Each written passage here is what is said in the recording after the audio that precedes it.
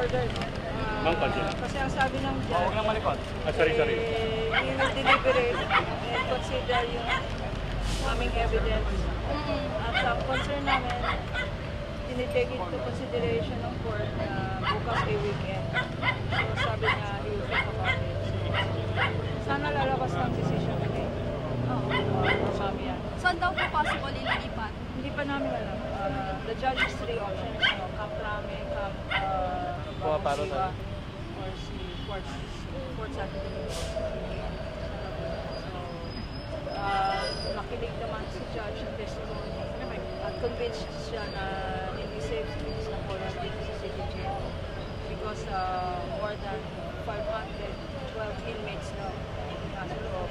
At kung ililipat, kasi ngayon lang naman nasa warden's office na after today, ililipat daw sa loob.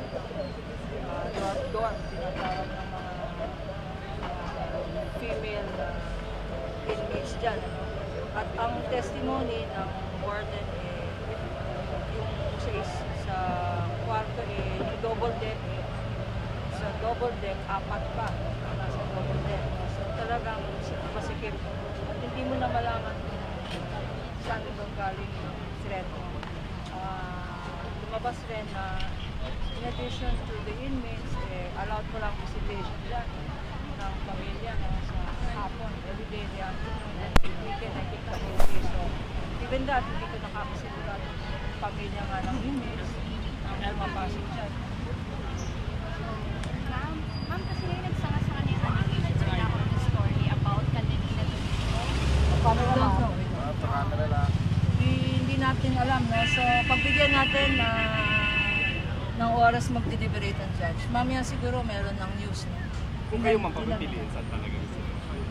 Anywhere where it's safe. Kasi ang consideration niya hindi naman comfort. Ang consideration niya security. So, paubayan na natin sa honorable court. Ma'am, can you confirm na wala na masyadong special treatment na tinanggal na yung aircon, mga ganito? We don't know. I don't know the situation inside. We haven't been inside today. So, pagpasensya na. Op. Okay.